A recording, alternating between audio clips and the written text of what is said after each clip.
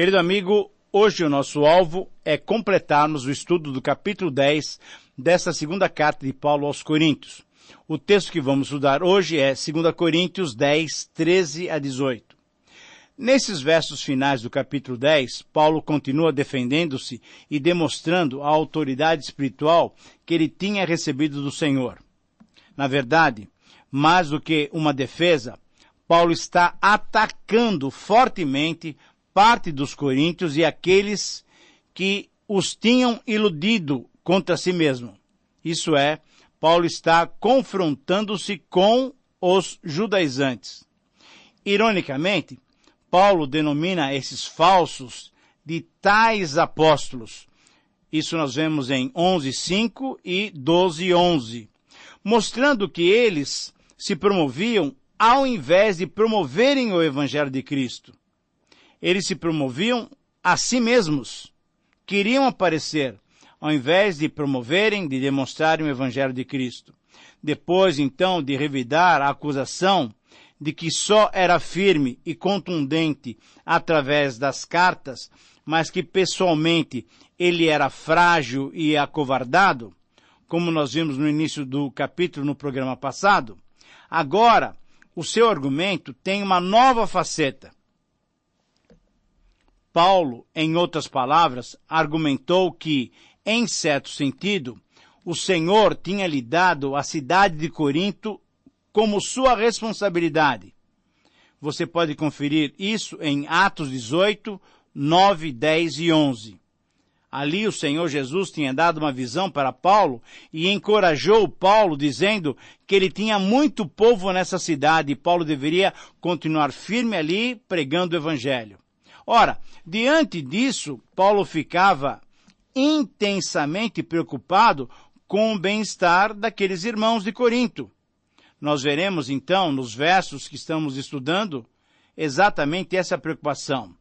Portanto, quando alguém pregava um outro evangelho que tirava a liberdade que tinham conseguido em Jesus Cristo, quando alguém pregava um outro evangelho que desvalorizava a graça divina, certamente a reação de Paulo era contundente.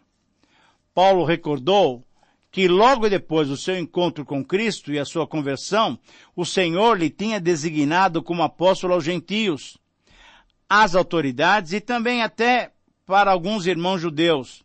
Você deve se lembrar de Atos 9:15. A reivindicação de Paulo é que o Senhor lhe tinha dado uma tarefa bem clara, e nessa tarefa, a conversão e o amadurecimento dos cristãos de Corinto estava incluída. Ele recebeu uma autoridade comissionada.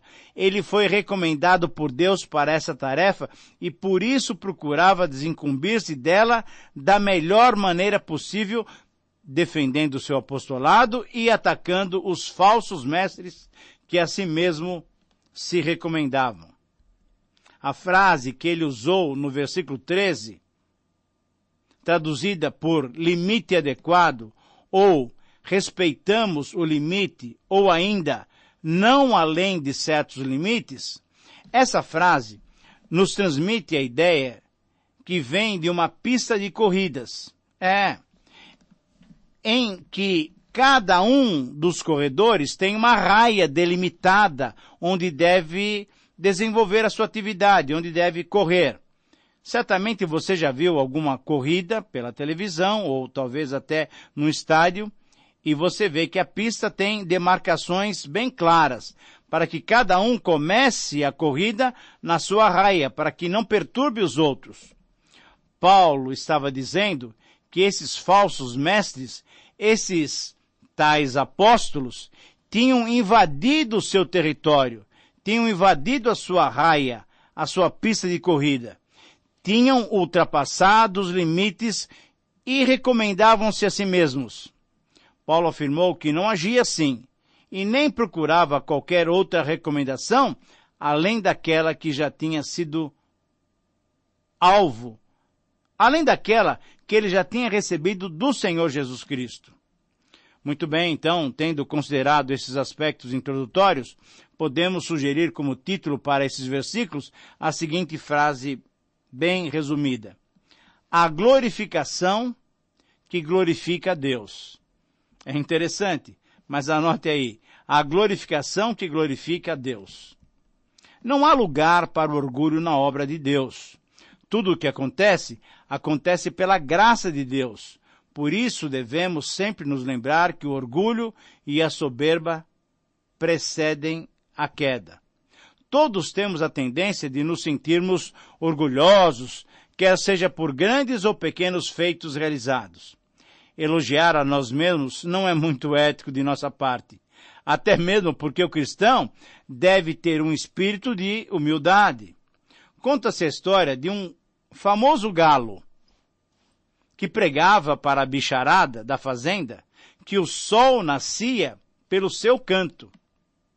Ele afirmava que todas as vezes que ele cantava, realmente o sol nascia. E todos se impressionavam com aquela capacidade. Até que um dia esse famoso galo acordou rouco e não pôde cantar. Porém, assim mesmo, sem o cântico do galo, o sol nasceu. E o galo e a sua história caíram em descrédito. Querido amigo, temos que aprender a verificar bem as histórias e as vidas daqueles que se autopromovem, daqueles que se recomendam a si mesmos. Paulo advertiu aos coríntios contra o perigo do engano e adverte-nos também a nós para verificarmos os frutos, seguindo a recomendação que o próprio Senhor Jesus nos deixou. Acautelai-vos dos falsos profetas que se vos apresentam disfarçados em ovelhas, mas por dentro são lobos roubadores.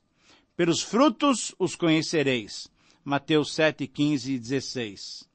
Os judaizantes, judeus que tinham crido em Jesus, mas que não abandonavam a lei mosaica, chegaram a Corinto em meio a uma comunidade de maioria gentia e viram o trabalho de Paulo e como muitos gentios estavam aceitando a Cristo, recebendo-o apenas pela fé e gratuitamente.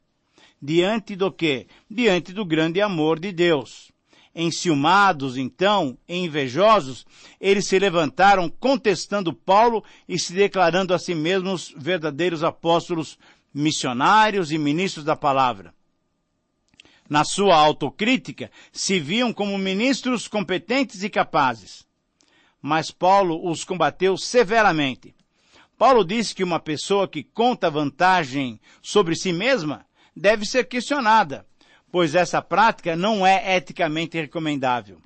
O verdadeiro critério para avaliar a nossa missão, a nossa tarefa e o nosso comportamento é a vontade de Deus. Temos que avaliar se a nossa mensagem é correta e se obedecemos ou não à vontade divina. E isso fazemos através de um estudo sério da palavra de Deus. Diferentemente dos judaizantes que se autovalorizavam, Paulo afirmou que não se vangloriava por ser quem ele era. Ele se alegrava sim, ele se orgulhava sim, ele se gloriava pelo evangelho que tinha conseguido levar a tantas regiões. Paulo disse que confiava no discernimento dos coríntios. Certamente já amadurecidos na fé, eles seriam capazes de discernir entre os verdadeiros e os falsos ministros cristãos. Eles, os coríntios, eram motivo da sua alegria. Os coríntios eram o orgulho de Paulo. Paulo tinha a recomendação de Deus e o fruto que ele obteve entre eles era o seu maior motivo de alegria, o seu maior motivo de orgulho e de satisfação. Você deve se lembrar que Paulo tinha dito que eles eram a sua carta de apresentação. Muito bem, então, diante dessas colocações, o desafio que o texto nos apresenta pode ser compreendido através da seguinte frase: todo verdadeiro ministro cristão deve se gloriar somente diante de Deus e do seu Senhor. Eu repito essa frase, que resume, então, essa segunda parte do capítulo 10 da segunda carta de Paulo aos Coríntios. Todo verdadeiro ministro cristão deve se gloriar somente diante de Deus e do seu Senhor. Paulo tinha designado como missionário em terras gentílicas. Ele tinha sido comissionado para isso pelo próprio Senhor. Porém, os seus adversários o criticavam por estar ministrando em Corinto o seu evangelho. Entretanto, Paulo comprovou o seu direito de trabalhar ali. E nesse texto, nós vamos encontrar 5 razões pelas quais Paulo se gloriava diante de Deus. A primeira razão de se gloriar diante de Deus é agir respeitando os limites dados por Deus. Versículos 12 e 13. Em outras palavras, Paulo está dizendo o seguinte: é claro que não nos atrevemos a nos igualar ou a nos comparar com aqueles que pensam que são tão importantes. Como são ignorantes! Primeiro eles resolvem quais as medidas que irão usar para se medir, e depois eles se julgam de acordo com essas mesmas medidas. Mas nós não vamos nos orgulhar além de certos limites. Deus é quem põe, Deus é quem pôs os limites no nosso campo de trabalho. E Ele nos deixou chegar até vocês em Corinto. Querido amigo, ao invés de se comparar consigo mesmo, como esses falsos apóstolos faziam, Paulo, conforme vemos no verso 12, mantinha sua sensatez. E ao invés de comparar-se consigo mesmo ou de louvar a si mesmo, ele buscava sempre ter o seu referencial no Senhor que o chamara e designara para o ministério. Deus lhe tinha entregue a tarefa de evangelizar ali. O seu campo de atuação envolvia aqueles amados irmãos de Corinto. Por isso Paulo se responsabilizava por eles. Por isso Paulo se preocupava com eles. E por isso Paulo se responsabilizava com o que acontecia na igreja. Por isso Paulo foi enérgico com aqueles tais apóstolos que tentavam minar e confundir a fé dos coríntios. Aprendemos então com Paulo que é necessário estar sob a liderança, sob a direção de Deus, sem ultrapassar os limites de outros, ou sem ultrapassar aquilo que Deus nos tem ordenado. Um espírito de moderação deve ser desenvolvido por todos nós, para não nos gloriarmos desrespeitando o chamado que Deus nos deu e assim causando confusão no corpo de Cristo. Muitos pastores e tantos outros ministros ignoram o provérbio popular que diz: não se deve pescar em aquário alheio. Desrespeitando o trabalho dos outros, demonstrando preguiça na realização das suas tarefas, esses tais apóstolos preferem trabalhar com o fruto dos outros do que trabalharem arduamente para produzirem os seus próprios frutos com a ajuda do Senhor. O respeito aos limites ético-cristãos servirão para a glória do Senhor. A segunda razão de se gloriar diante de Deus é tê-los alcançado com a sua ministração. Versículos 14 e 15. Desde que vocês estão dentro desses limites, não fomos além deles quando chegamos aí, levando o Evangelho de Cristo, disse Paulo. No versículo 15 ele diz o seguinte: ainda não nos orgulhamos do trabalho que outros têm feito em lugares que vão além dos limites que Deus nos deu. Ele se orgulhava apenas naquilo que Deus tinha lhe dado para responder, para se responsabilizar. Paulo certamente era grato a Deus por ter sido um instrumento capacitado pelo Senhor, através do qual aquela igreja de Corinto veio existir. Ele foi o primeiro a evangelizar Corinto. Você deve se lembrar de Atos 18, 1 a 11. Ele podia se gloriar porque, através da sua instrumentalidade, os coríntios tinham chegado ao conhecimento de Cristo. Quando estamos na posição, na direção de Deus, quando respeitamos os limites que Deus nos deu, não precisamos temer os nossos inimigos ou críticas. Por quê? Porque até mesmo eles têm que reconhecer que a graça e o poder de Deus estão sobre nós. Além do mais, nesse caso, quem tinha ultrapassado os limites que Deus demarcara não era ele, Paulo, e sim eram os falsos apóstolos. Quem se gloriava no trabalho feito por outros não era ele, eram os falsos mestres. Os falsos mestres, sim, tinham invadido o seu território para desfazer a sua ministração e ainda assim se gloriavam pelos frutos que Paulo tinha obtido. A terceira razão, então, de nos gloriarmos diante de Deus é vislumbrar a conquista de novos territórios. Versículos 15 e 16. No versículo 15, na segunda parte, Paulo revela a sua expectativa de continuar proclamando o Evangelho por outras regiões que ainda não tinham ouvido as boas notícias da salvação. Mas assim como ele esperava o apoio dos romanos na sua tarefa de proclamação para a Espanha, certamente ele esperava que os coríntios, jamais amadurecidos na fé, também o auxiliassem na pregação do Evangelho em outras regiões não evangelizadas, como por exemplo a cidade de Roma, a capital do império. E ainda no verso 16 temos a importância do trabalho em conjunto. Paulo não queria desenvolver o ministério sozinho. Ele queria a companhia dos coríntios. O seu desejo e a sua expectativa era pregar o evangelho em lugares onde a mensagem ainda não tinha sido semeada, visando sempre o engrandecimento da obra e da glória de Deus. Mas ele tomava cuidado para não se valer de trabalhos, de ministérios feitos por outros. Querido amigo, esse é o caráter de um verdadeiro apóstolo. O verdadeiro ministro cristão não fica procurando títulos ou posições hierárquicas.